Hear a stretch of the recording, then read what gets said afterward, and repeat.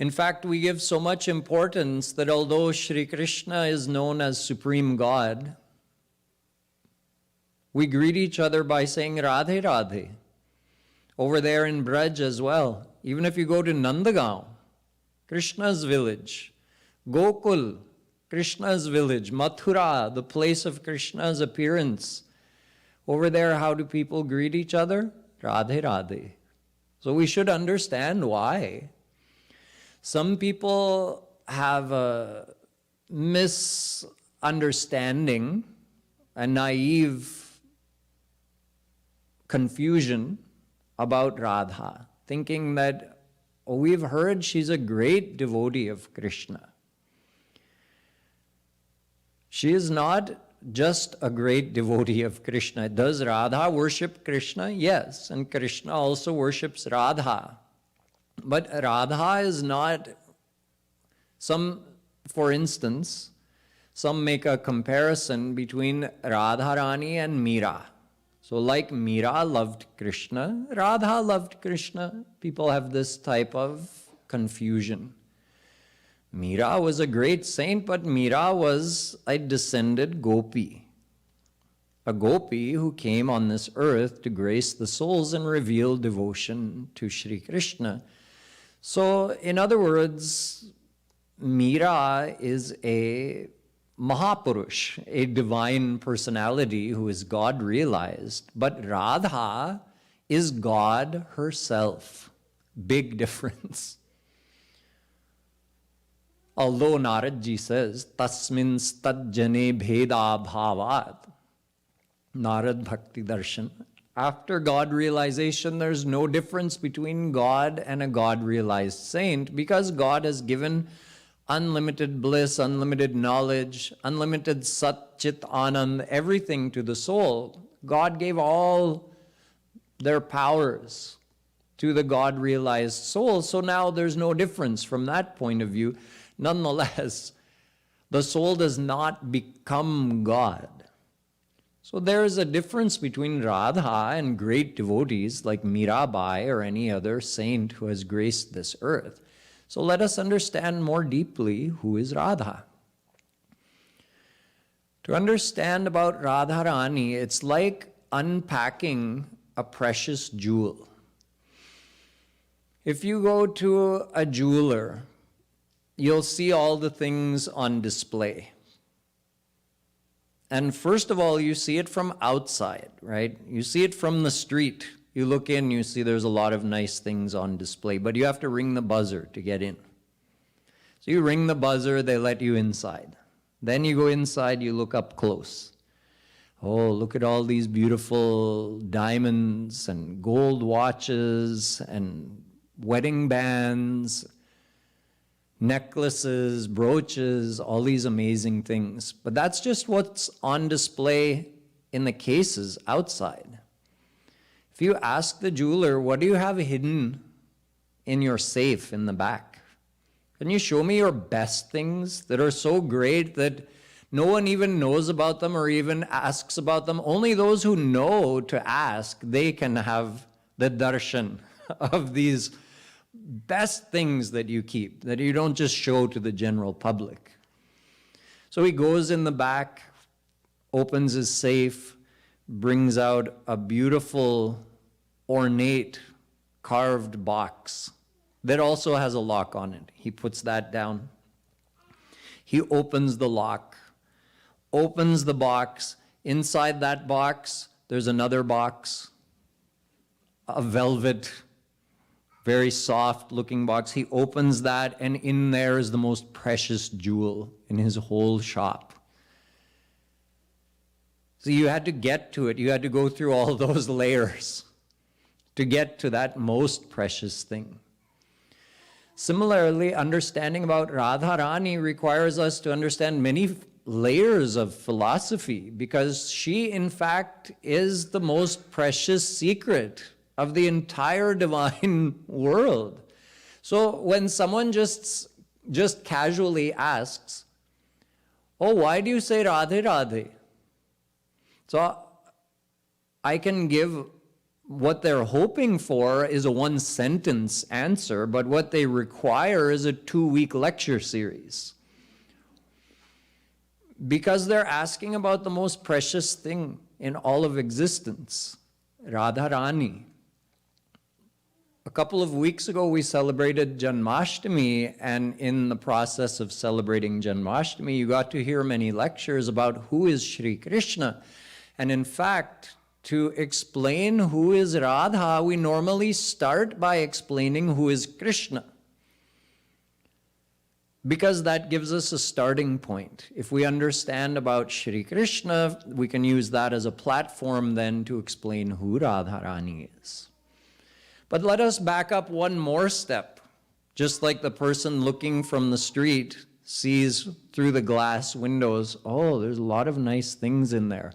Let us back up one more step before we enter the building of who is Radha and who is Krishna. Let us think about God in general.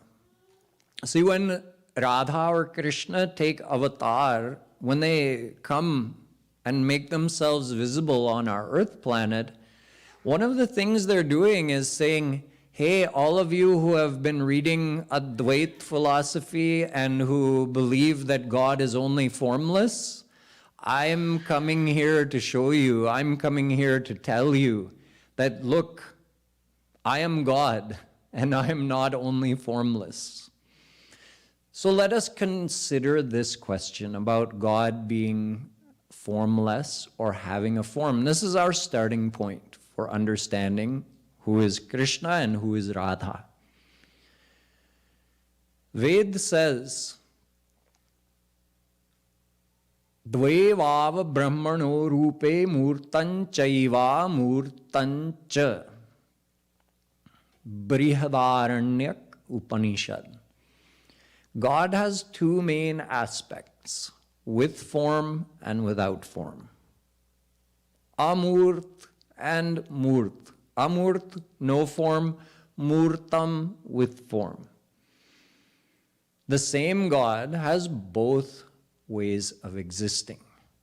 If somebody says, no, I don't think so, God can only be formless. Really, God cannot have a form. Okay, let us consider that.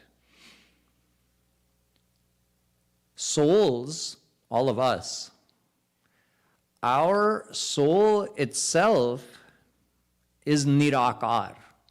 It's formless because it is infinitesimally small. So it has no form that can be described or seen. Yet, look at us. We have taken a form. We have taken a body. So let us just take this one comparison. A soul who is Anu, spot existent, infinitesimal, possessing very little power, totally dependent on God for its existence, and yet we have taken a form. Here we are, look at us. You can look at me, I can look at you. So to say that God, who is giving life to us, cannot do something we can do. We can take a form in this world and God can't? That doesn't seem to make sense. Where did this world come from? Tasmadva etasmadatmana akashah sambhutah akashadvayu vayoragni agnerapah adbhyah prithvi sarva prithivya aushadhaya aushadhibhyo nam. Taittiriya Upanishad says, from God, Maya is activated. When Maya is activated through several layers of abstract, invisible activations, it gradually takes the form of Akash. Akash means space. Space also has no form to speak of. And out of space evolves air, movement. So this, what we call Vayu, it has the guna of sparsh. It has a quality of enabling touch. When the wind moves, you feel it. And yet that guna is not revealed in Akash. Akash means the space. The space contains that air, that Vayu, and yet the guna of sparsh is not present or not revealed in Akash. Then out of Vayu comes Agni, light. Light allows us to see form. That guna is not revealed in Vayu or Akash, and yet out of that comes Agni, and it reveals form through light. Out of that comes Jal, water. Water allows taste, and yet that quality is not present in its precedents, its causes. And out of Jal comes Prithvi, earth, which allows smell. So you see, out of an abstract thing, something is coming with an actual form. This is just in the Mayic world. In the Mayic world, if this is possible, then the one who created this world should be able to do these things as well. In other words, even if somebody thinks God is initially formless, although God is not initially formless, but just let's take this as a starting point. God is initially nirakar and omnipresent. Just like initially there's formless akash everywhere. And out of that akash comes Vayu, out of that comes Agni, out of that comes Jal, out of that comes Prithvi, and all the forms of the world are produced.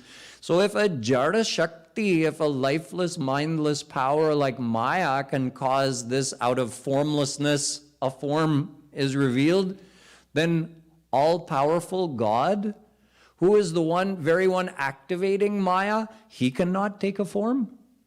Maya goes from abstract, formless to having a form, and God can't do that. God is Sarva Shaktiman. God is the base and residing place of all infinite powers. So if we are saying that God cannot have a form, what we're really doing is saying that my intellect cannot understand that. My intellect cannot accept that. Therefore, I'm putting a limitation on God. Although God is all-powerful, but I'm saying God cannot take a form even if he wants to. So this is illogical. This is childish. This is childish logic, and it's incorrect.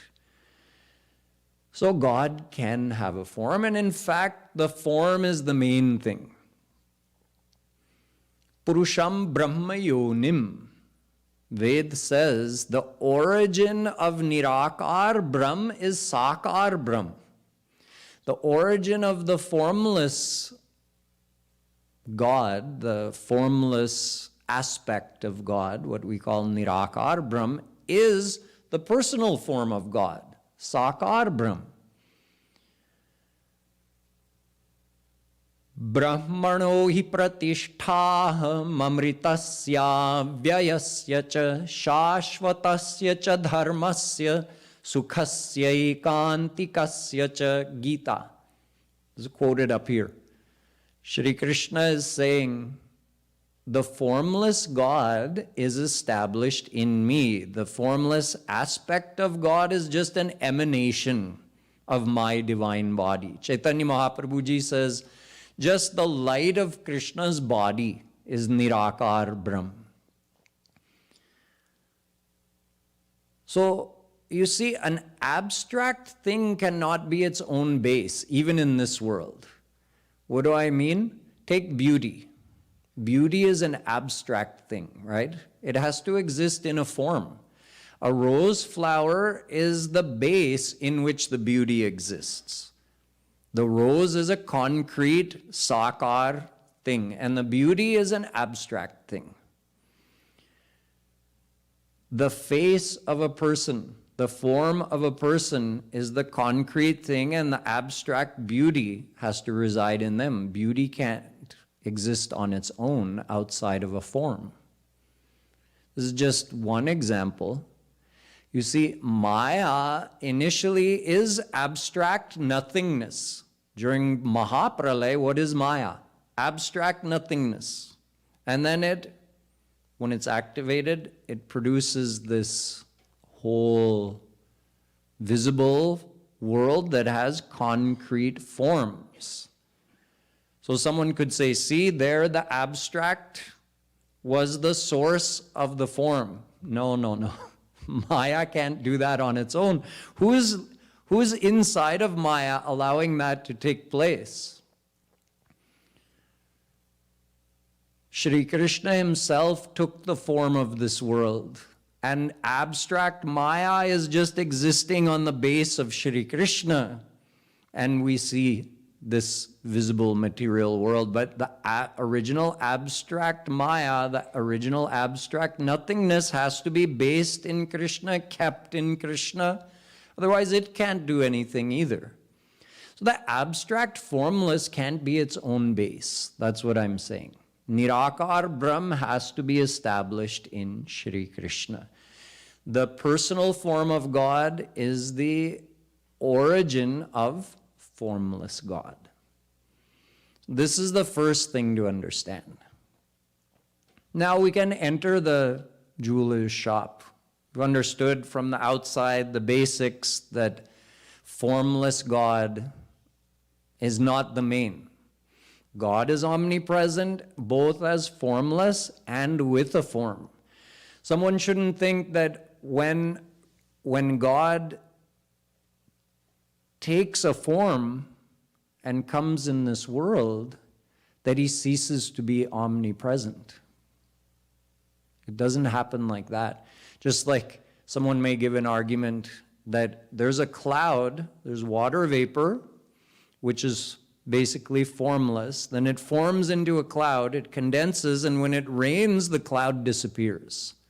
So the formless water vapor, it was nirakar, and when it became sakar, its origin was destroyed. So someone may think, if nirakar Brahm takes a form in this world, then that means his original thing is destroyed. He is no longer omnipresent. He came in this world. This is also wrong logic. Mayic things exist in limitation. All Mayic powers are limited. God's divine power is unlimited. God has Yogamaya Shakti. So he remains omnipresent in this world. Not only as formless, but even in his personal form. He's omnipresent in this world, and then he can appear at one place in this world as well. Okay, so we understand that God can have a form, does have a form, and in fact, that form is his main thing.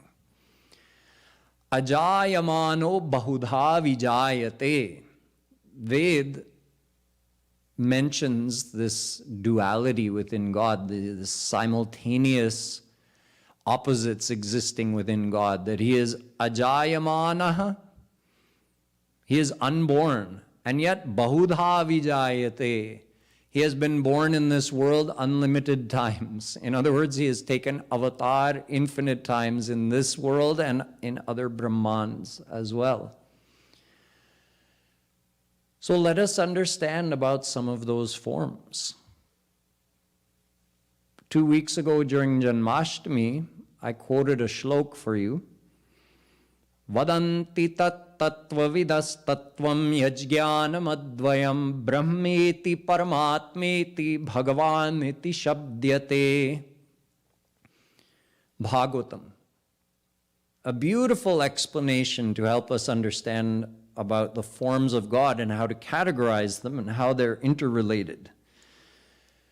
The knowers of Supreme God, who is Advaya Jnana Tattva. I spent a whole lecture explaining this Advaya Jnana Tattva and told you that Advaya Jnana Tattva means the absolute supreme entity, absolute supreme Brahm, Shri Krishna, who is not dependent on anyone, but everyone and everything depends upon him. Maya depends upon him because it's a Jada Shakti, it's his Shakti, it resides within him, he pervades it, and Maya needs to be activated by Shri Krishna, otherwise it can't do anything. Souls reside within Shri Krishna. Krishna resides in the souls and gives them life. And they, also being his Jeev Shakti, cannot do anything without him giving the power to them to perform karma. And all the forms of God are his swanch, and they reside within him. They are not independent from him, but in fact are his own manifestations in all of those forms. Therefore, Shri Krishna is the absolute origin of everything. Everything exists within him. Everything depends upon him. So he is the Advaya Jnana Tattva. I explained this to you a couple of weeks ago. And that Shri Krishna has three forms in which he reveals himself. Three categories of ways that he reveals himself. One is Brahm, that is formless, which we were just discussing.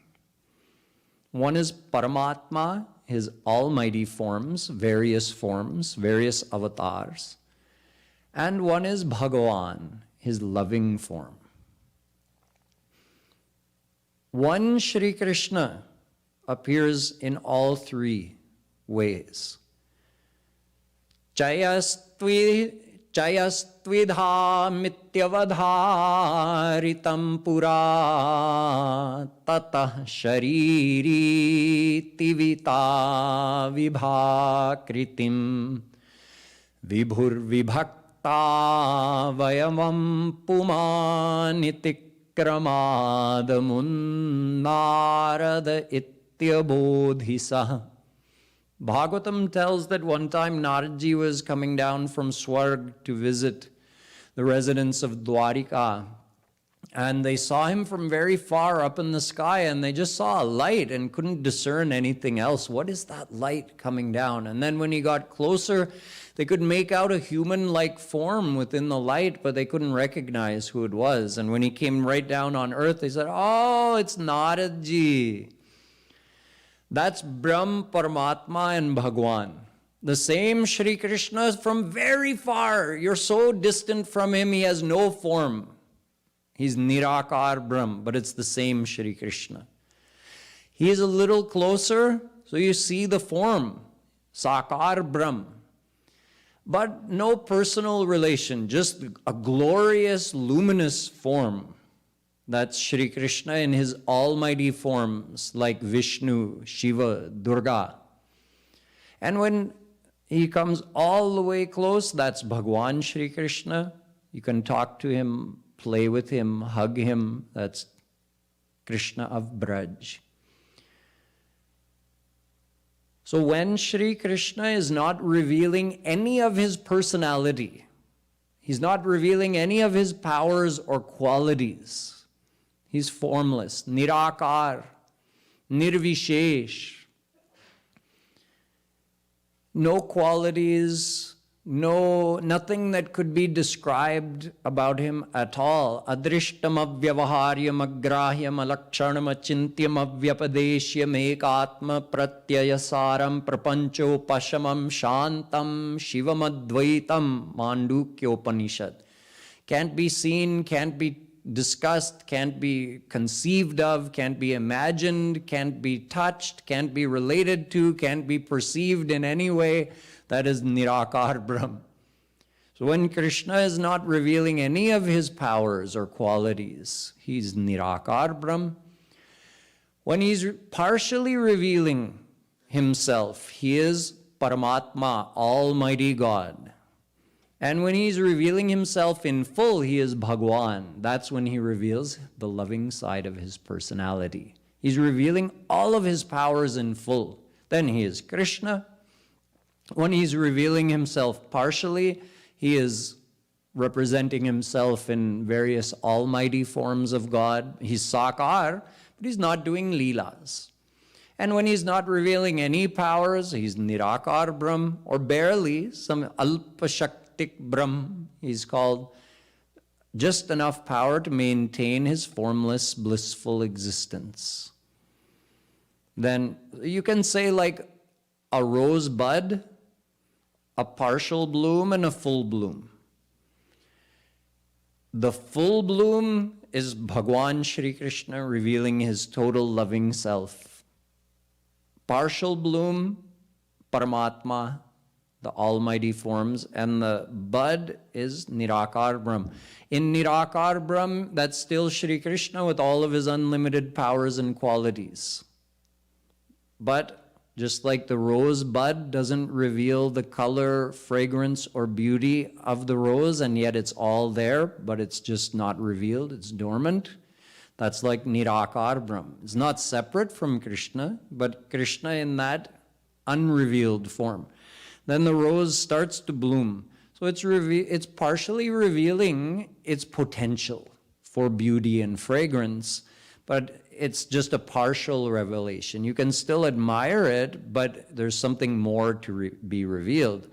When the rose is in full bloom, that's when you get to enjoy the full rich fragrance and beauty and color of that rose and the form that the rose takes, revealing all of its petals.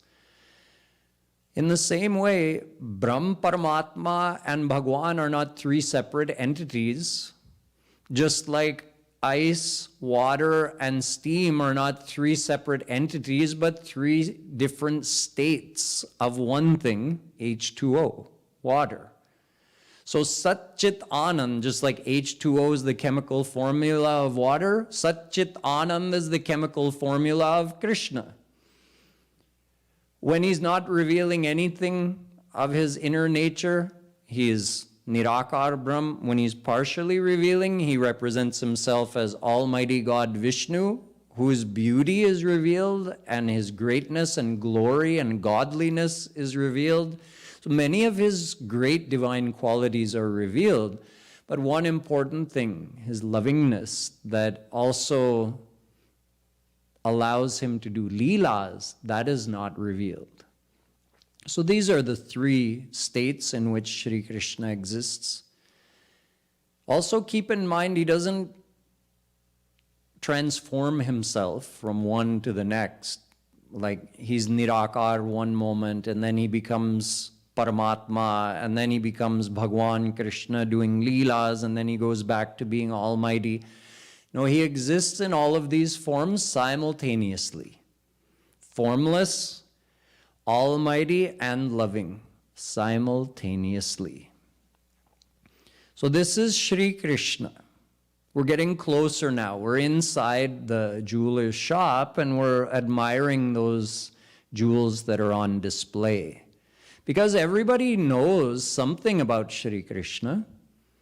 In this world, almost everybody has heard the name Krishna.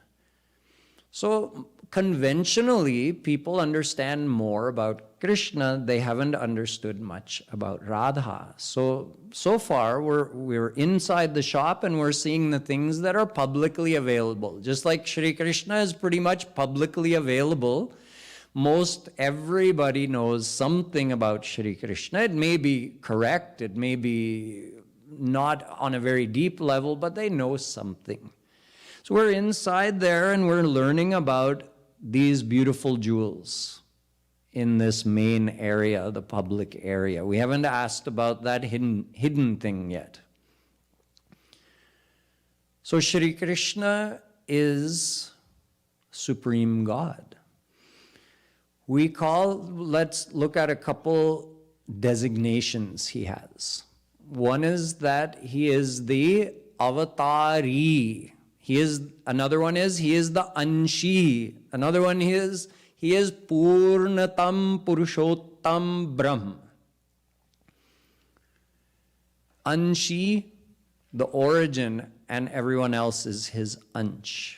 We also discussed that a couple of weeks ago. All other forms of God are his Swansh. Swa Ansh, Apana Ansh. We are also his ansh. Mama ivansho jivaloke jiva bhuta sanatana. Gita. Chinmatram Shri Hareransham Sukshmamaksharam Avyayam Krishnadhinmiti Prahur Jivam Jnana Gunashrayam. Ved also says, Ansho Nana Vyapadeshat. Brahma Sutra also says, Jeev, souls, are also ansh of Shri Krishna. But we are his vibhinnansh. I won't go into much detail today because we covered that a couple of weeks ago. We are an indirect part of Shri Krishna because we belong to his Jeev Shakti. Jeev Shakti means all those individual infinitesimal souls put together equals Krishna's Jeev Shakti, his soul power. So we are a part of him because we are ansh. Ansh means a part of his soul power. But we're vibhinnansh. Vibhinna means indirect. There's a distinction between us and Krishna. But all those forms of God, Vishnu, Shiva, Durga, and all of their affiliated forms, those are all Swanch of Shri Krishna because they are not part of his Jeev Shakti, they are part of his Swarup Shakti, part of his own self, part of his internal power, what we call Swarup Shakti. So all of those forms are none other than Shri Krishna presenting himself in that form. But because he's not revealing himself in full, like the rose partially revealed, so those forms are called his Swanch. Today is Ganesh Chaturthi.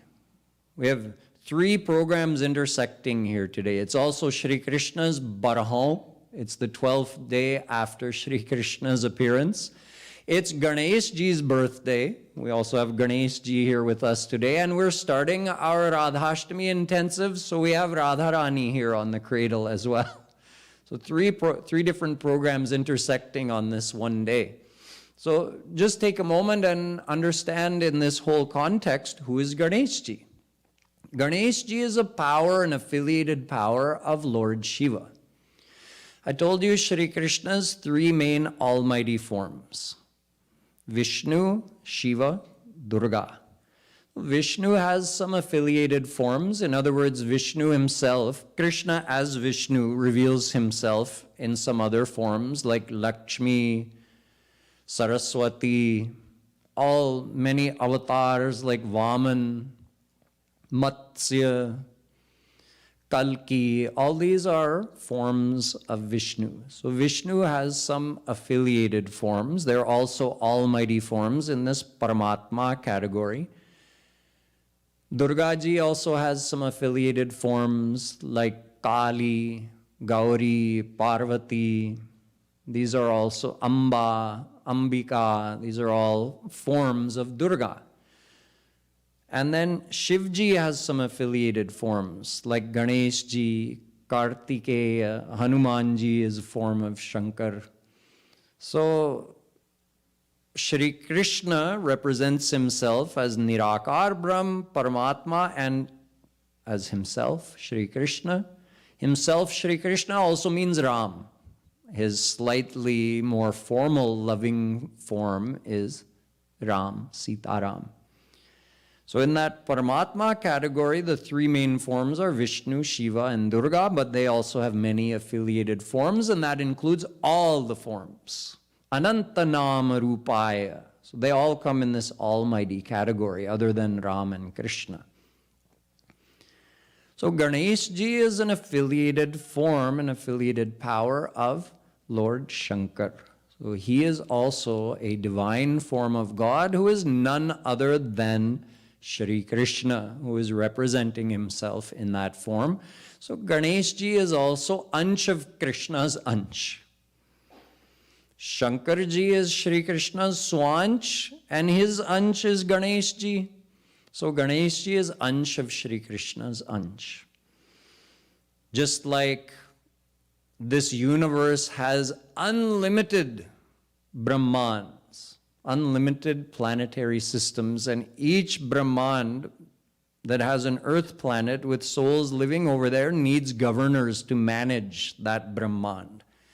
So Shri Krishna, his Swanch is Mahavishnu, and Mahavishnu takes avatar in each and every Brahmand as Vishnu of that Brahmand who lives in Kshir Sagar over there.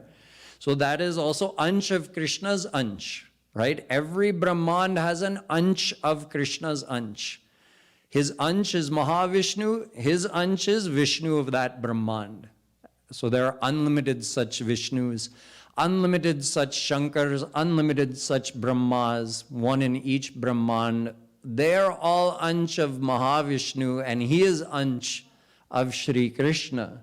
So we understand the greatness, the glory and power of Shri Krishna. He is Swanch, and everybody else is his Ansh or his Ansh of his Ansh.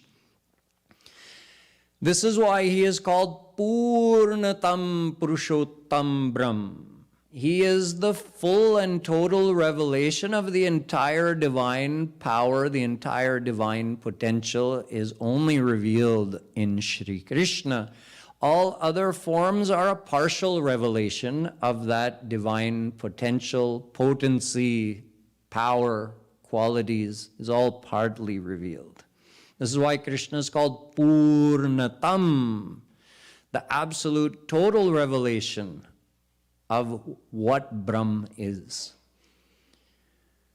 So he is Purnatam Purushottam Brahm, he is everybody's, he is the Anshi, everybody else is his Ansh. He is the Avatari, everybody else is his Avatar. Ete chancha kala punsa Krishnastu Bhagavan Swayam Avatara hya sankhyeya hare satvanidher dvija. Bhagavatam says, Shri Krishna is Bhagwan, and he's like a huge lake, and out of that lake many rivulets emerge, and each rivulet is an avatar of God. But he is the avatari. Everybody else is his Ansh. Everybody else is his avatar. So although we use the word avatar for Krishna, he is nobody's avatar. It means somebody came as Krishna? No, he came as himself. And all other forms are his avatar. He has taken that form, but he is the avatari, he is the absolute source of all forms of God. Thus, tonight, you have reviewed and understood about the importance of formless God with respect, the importance of the personal form of God with respect to formless God, and within all the forms of Sakar Brahm, you have understood the significance, the supremacy of Shri Krishna. So now we have to understand who is Radha. Now we request the jeweler, please, what's that precious jewel you have hidden in the back there, in that safe? There's a lot to understand about Radharani. I mean, it is even said, Paramadhan Radhe Naam Adhar Jasu Shyam Murali Mahaterat Sumirat barambar Paramadhan Radhe Naam Adhar Kotin Roop Dhare Nand Nandan Tau na payo par Paramadhan Radhe Naam Adhar. A Rasik Mahapurush says that who is Radha? You want to know who is Radha? Even Krishna doesn't know who is Radha. Although we say, Jag pe khan sab dekhan hare, vidhi hari shambhu na chavan hare, ताऊ न जानाहि मरम तुम्हारा और तुम ही को जानन हारा. Oh Krishna, who could know you? Even Brahma, Vishnu and Shankar can't know you. What to say of anybody else? Even those divine personalities can't know you. So Shri Krishna is so great that he cannot be known by any other divine personality, and that Shri Krishna cannot know Radha. He plays the name Radha, he sings the name Radha in his flute all the time, doing smaran, doing Roop Dhyan of Radharani, and he longs to know the extent of Radha's personality. He wants to know more. Oh, can I reach the end of her beauty? Can I understand the depth of her love? So he tries in different ways. Kotina Rupa Dhare Nandanandan. He also takes different forms. He disguises himself in different ways and comes to Radha to try to get a glimpse of her in a candid way when she doesn't even know he's there because he's in disguise, to try to understand or see a new facet of Radha's personality revealed. And even though he's done this millions of times, Tau na payo pad, he still hasn't reached the end of who Radharani is. So that's Purnatam Purushottam Brahm Shri Krishna, who is unable to reach the end of Radharani. Yet, on the basis of what other saints have described and how they have explained Radharani according to our Vedas and other Apt Granth, we can understand for our own devotional purposes who Radha is. Not that we can intellectually know her, but from a devotional perspective, we can understand what our relationship is to her, and we can also understand why do we call this Shri Raseshwari Radharani Mandir, and why do we greet each other by saying Radhe Radhe. We'll delve into that topic further tomorrow night. Bolo Radharani ki. So let us finish now with a few minutes of Nam Sankirtan. And in fact, I'll do another 5 minutes or so of Kirtan, and after that we'll continue tonight up until 10 o'clock with Kirtan. Tomorrow morning, one special part of the program is that we'll be having a parikrama at 8:30. So after the morning arti and sadhana, and then we'll have breakfast. Then at 8:30, we'll meet at the Ras Mandal by the Gopeshwar Mahadev Shrine, the Shiv Shrine. We'll meet there at 8:30, and we'll do parikrama to a place called Managar. Not Managar, Managar. Managar is the location of Man Mandir, a place on Barsana Hill, which we've represented here on our Barsana Hill. This is a little known holy place, actually. Very few of you would have probably gone there. Even a devotee today was asking me, what is this Managar? Where is Managar? So tomorrow you'll get to find out about Managar. We'll do parikrama over there, and we'll sit for some time and do kirtan together, and I'll explain some of the leelas of Barsana Hill and Radharani's Man leelas, which happen, some famous ones happened at this Managar. That's why it's called that. So that will be from 8:30 till 9:30 tomorrow morning. Of course, all of this is on the schedule, which is posted in the lobby. You're welcome to take a photo with your phone. Some of that may be, there have been some updates since the schedule was posted in the email. So you may, even if you got it in the email, it would be good if you take a picture of the schedule posted in the lobby. And of course, tomorrow night, I'll continue this lecture. Divakari Didi will be lecturing in the Sunday morning satsang. Then Sunday and Monday evening, we'll get to see video lectures of Shri Maharaj Ji explaining about Radharani. And Tuesday is the actual day of Radha Ashtami,